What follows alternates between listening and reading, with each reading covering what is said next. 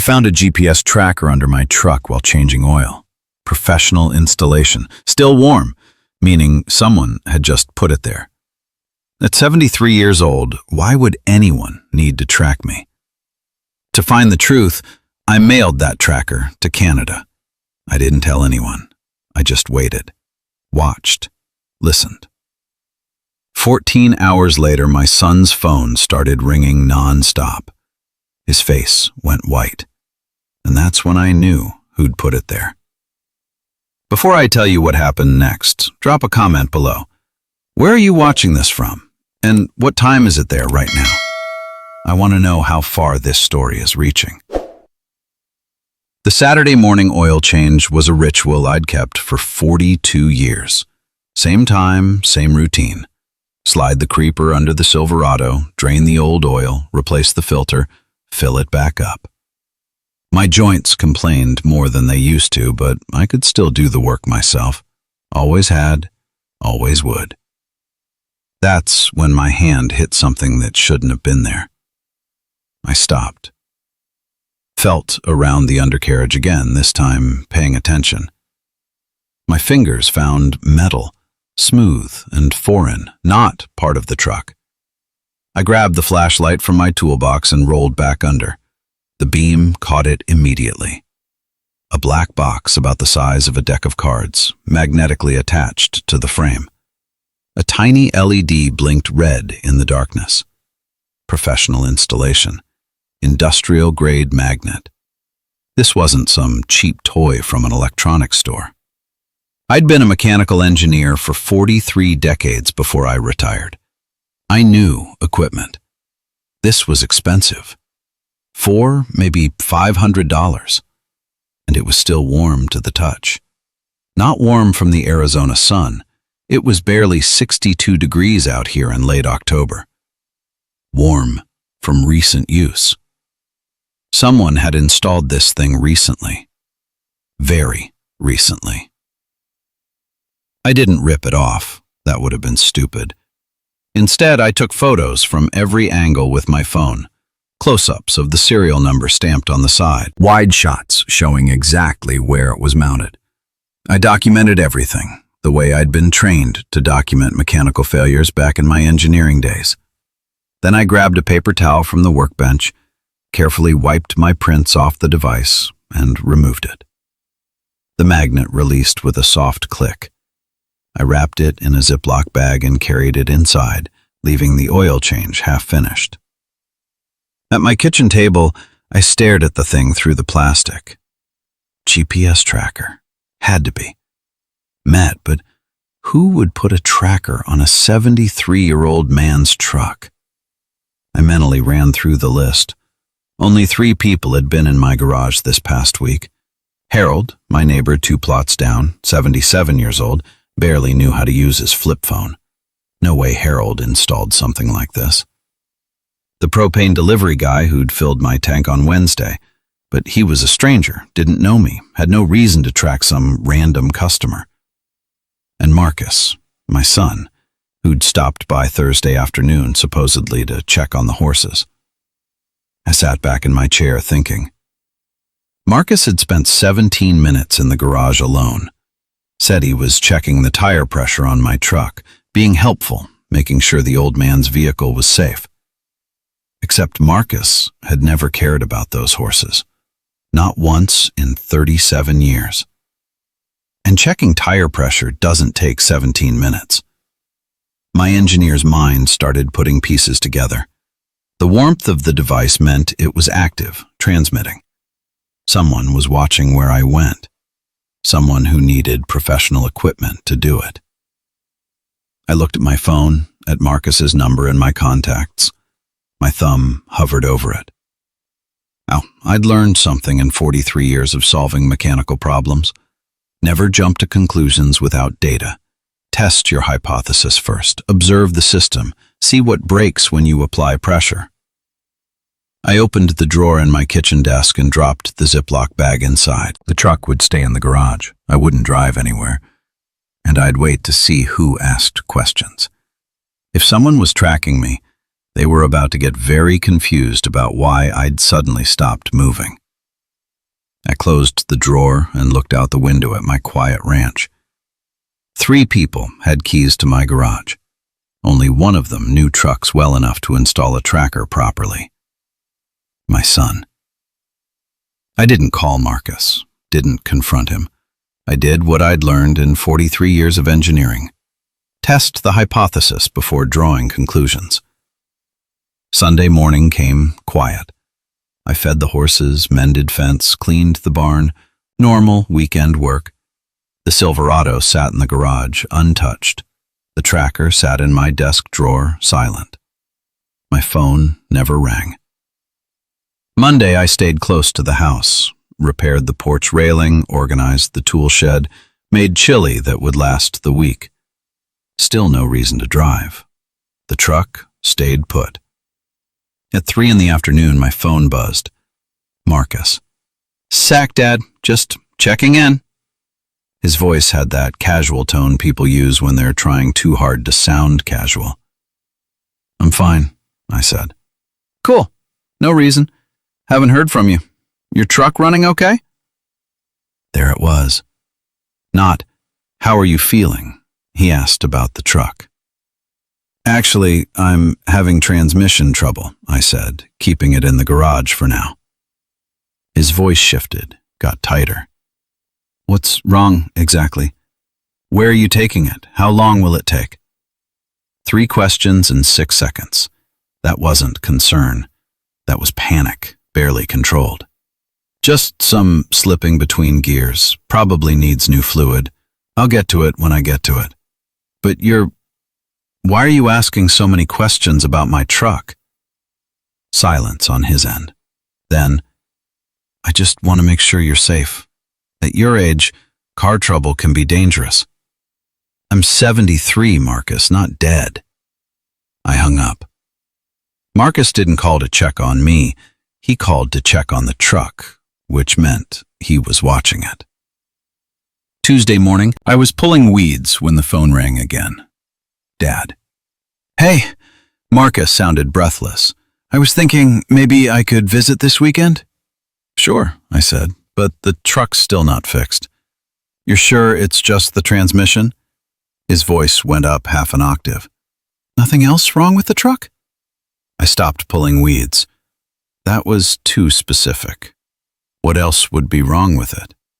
He stammered, "I don't know, just making sure. Old vehicles can have multiple problems." "It's fine, Marcus, just the transmission." After I hung up, I sat at my kitchen table. 2 calls in 4 days. Marcus normally called once a month, if that, and both times he'd asked about the truck.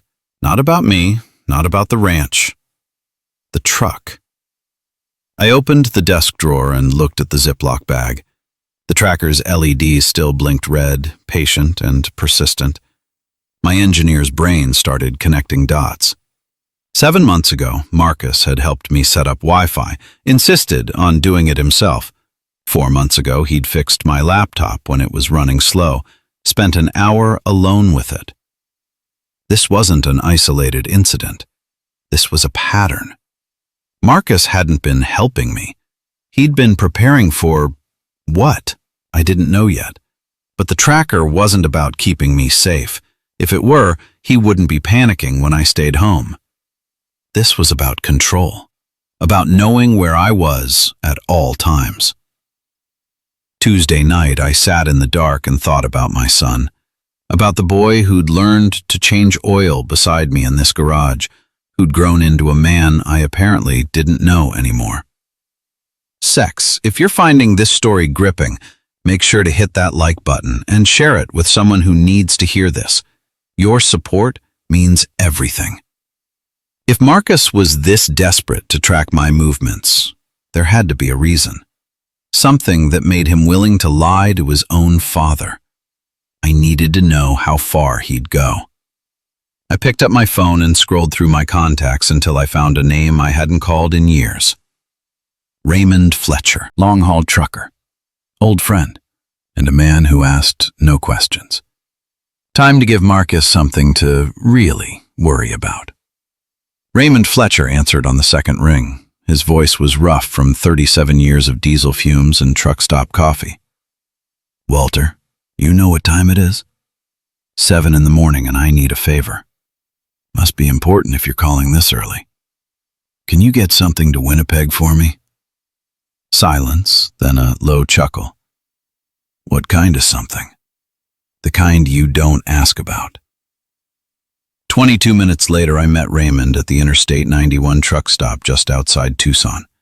The Arizona morning was cold, fog still clinging to the asphalt. His rig sat idling, engine rumbling like distant thunder. I handed him a small box, the tracker, wrapped in bubble wrap and sealed with tape. No return address, no labels. "What's in it?" Raymond asked, turning it over in his thick hands. "Nothing dangerous. Nothing illegal. Just needs to get to Winnipeg. Don't open it. Don't let Border Patrol scan it if you can help it." Raymond looked at me for a long moment. We'd known each other 22 years, fixed each other's vehicles, shared beers at the 4th of July barbecue, buried our wives within 3 years of each other. He knew I wouldn't ask unless it mattered. "You're a weird old man, Morrison." "I know. This going to come back on me?" "No." He nodded, tucked the box behind his seat. "I'll text when I cross the border."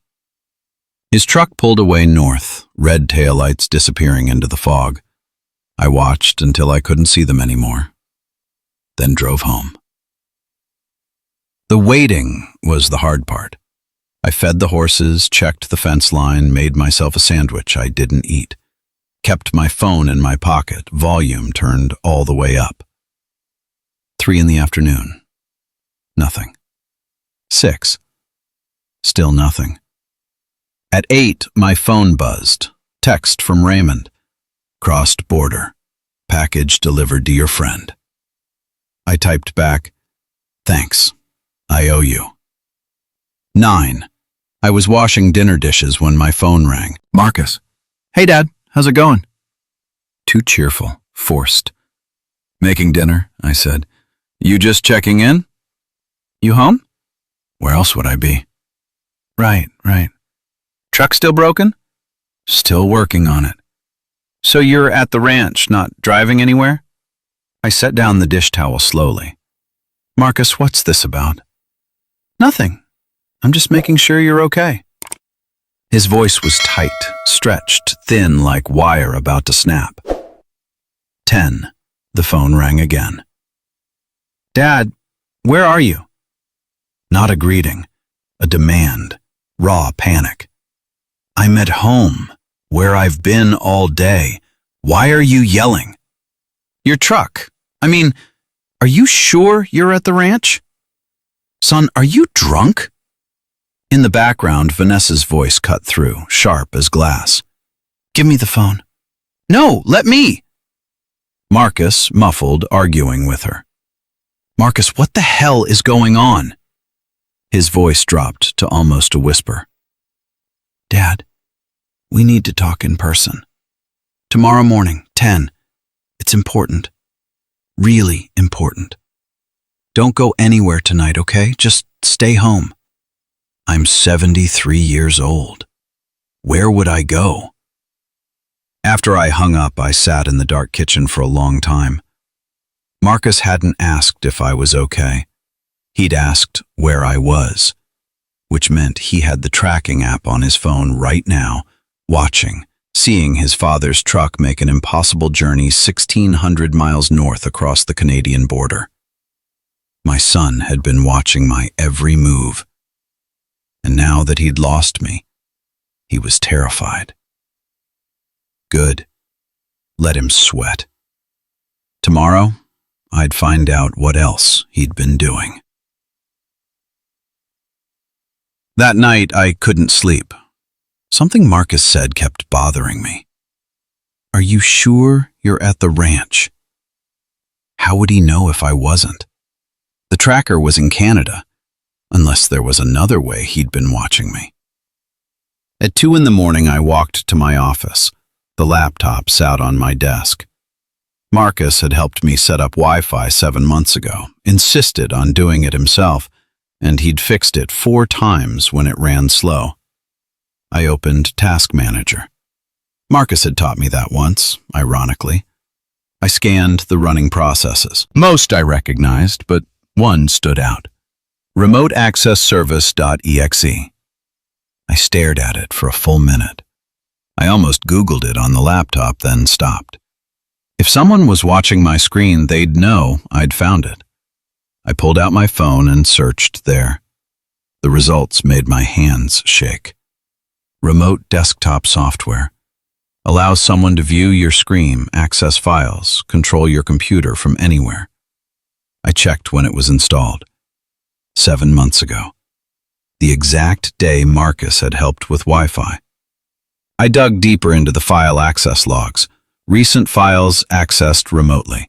Bank statements, legal documents, emails, property deed, all accessed when I wasn't home. Someone had been reading everything. My accounts, my passwords, my entire financial life. I wanted to uninstall it immediately, but if Marcus was watching, he'd know I'd discovered it. Better to leave it. Let him think he still had access. I closed the laptop carefully and sat in the dark. Tracker plus spyware. Location and finances. Why would my son need both? At 3, I walked to Harold's house and knocked quietly. He answered in his bathrobe, squinting. "Walter, what's wrong? Can I use your computer? Mine's acting up." "At 3 in the morning? Please, Harold." He stepped aside without another word. Good neighbors don't ask questions they don't want answered. I sat at his old desktop and started searching. Remote access software, illegal. Computer Fraud and Abuse Act. Federal crime, up to 12 years in prison. Then I searched for the tracker's model number from my photos, found the manufacturer's website, read the product description.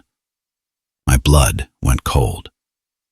Advanced Vehicle Control System, remote engine shutoff, brake control, full ECU integration. Remote engine shutoff. Not just tracking, control. I searched remote engine shutoff while driving and found videos. One headline, Kill Switch Devices, the new murder weapon. I clicked play. A car driving highway speed, 67 miles per hour. Then suddenly, engine cut, brakes locked. The car spun out of control and slammed into the guardrail. Test track, professional drivers, safety equipment. But the message was clear. On a real highway, the driver wouldn't survive. I sat back, numb. Marcus hadn't just been watching me. He'd installed a weapon on my truck. He could kill me with a button press on his phone while I was driving to town, on the highway, anywhere. I thanked Harold and walked home through the cold Arizona darkness. My son had the ability to murder me remotely. One button, one moment, dead. The question wasn't if anymore. The question was why. At 7 Thursday morning, I made 2 calls. First, to Gerald Mitchell, who'd handled my wife's will 12 years ago. Second, to Chuck Morrison at the auto shop. By noon, I'd know if I was paranoid or if my son was really trying to kill me. Mitchell's office was downtown, 3rd floor of an old brick building. I arrived at 10 with a USB drive full of screenshots from Harold's computer, photos of the tracker, evidence of the spyware. Walter. Mitchell stood from his desk, concern already on his face. "What's wrong?" I handed him the USB drive. He plugged it in, clicked through the files. His expression darkened with each image. "This is surveillance without consent, potentially a felony." "There's more," I said. "I think someone tried to file power of attorney under my name." Mitchell's fingers went still on the keyboard. "You think or you know?" "I need you to check." He turned to his computer, accessed Arizona state records. 6 minutes of typing. Then he looked up at me. "Walter, sit down." I was already sitting. "3 weeks ago, someone submitted a durable power of attorney with your signature. The notary office flagged it. The ID looked suspicious. I tried calling you, but I was at the fishing cabin. No cell service for 5 days." He nodded, turned his screen toward me. The signature looked 96% real, almost perfect. If I hadn't caught it, Marcus would have legal control over everything. Your ranch, your pension, your medical decisions, everything. How would he get my signature? The spyware. He could scan old documents, manipulate images. Mitchell paused. "Walter, he can try again. And next time, he'll be more careful." He pulled another file from his drawer. 4 days ago, someone used your property as collateral for a loan." The room tilted slightly. "That's impossible. The ranch has been paid off for 14 years. "I know. The title company flagged it and called me.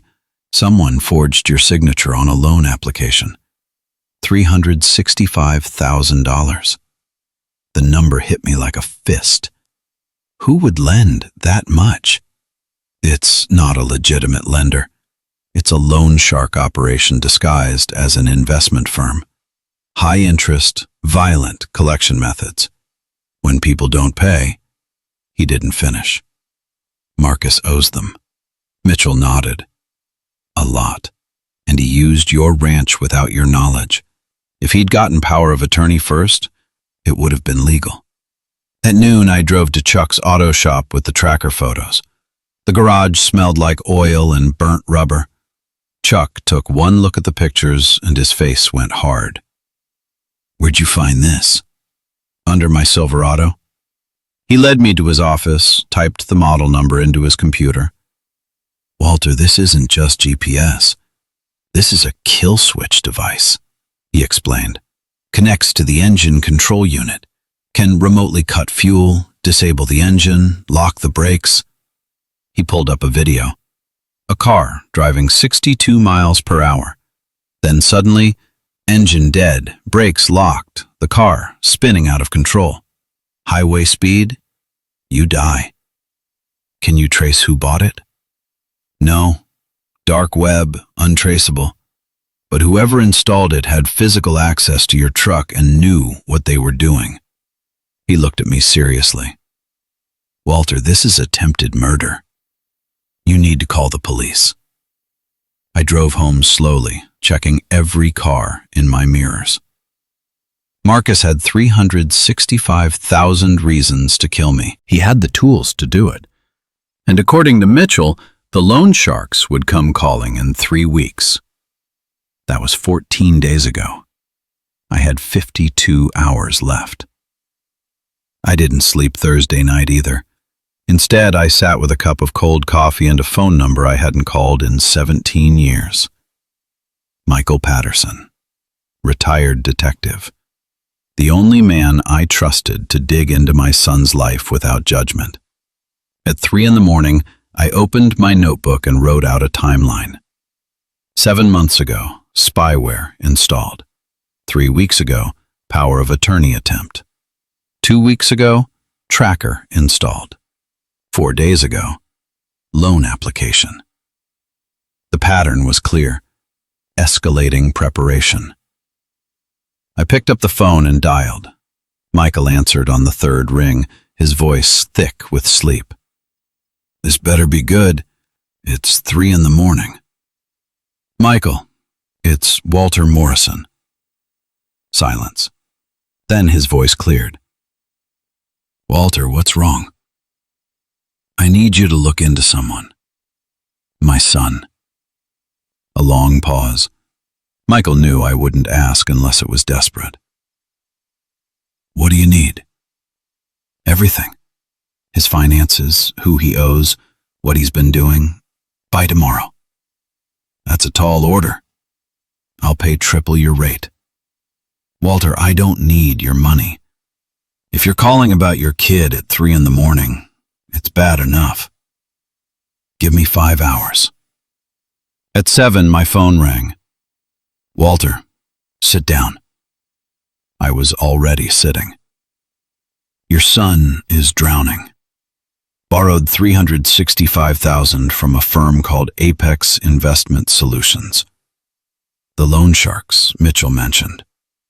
Worse, they're under FBI investigation, money laundering front. When people don't pay, they disappear. My blood went cold. How much time does he have? They gave him 3 weeks. That was 14 days ago. In 2 days, they'll come to collect. They'll take the ranch with or without you on it. Michael paused. Walter, your son sold you to dangerous people. Why would he borrow that much? Michael hesitated. Gambling, online poker, crypto trading. Lost everything. Plus Vanessa's medical bills. Elective surgery insurance wouldn't cover. They're drowning. Instead of asking me for help, they decided to take it. Another pause. Walter, there's more. According to my source inside Apex, they sent someone to evaluate the collateral yesterday. Someone's been watching your ranch, taking photos, making sure it's worth $365,000. I looked out the window. The ranch sat dark and quiet. Walter, you need protection. These people don't negotiate. What do they usually do? Michael's voice went flat. They make the collateral available by removing obstacles. I'm the obstacle. Yes. In 2 days, if Marcus doesn't pay, they'll come for you. And they won't just ask you to sign papers. What should I do? Call the FBI. Call the local sheriff. Get protection. Or I could give them what they want. You mean Marcus? With evidence? With a confession? With everything. Walter, these people want the ranch. But if Marcus is in FBI custody, the collateral becomes invalid. The loan fraud gets exposed. Apex gets investigated. They lose everything. You're talking about setting up your own son. I'm talking about stopping him before he kills me. Michael gave me 2 phone numbers, one for the FBI, one for a safe house if I needed to run. I wrote them down, thanked him, and hung up. Then I stared at those numbers for a long time. By sunrise, I'd made my decision. I wasn't running. I was fighting. Before we continue with what happened next, if this story is keeping you on the edge of your seat, don't forget to subscribe to our channel. We share real stories that matter, stories that could save lives. Hit that subscribe button now.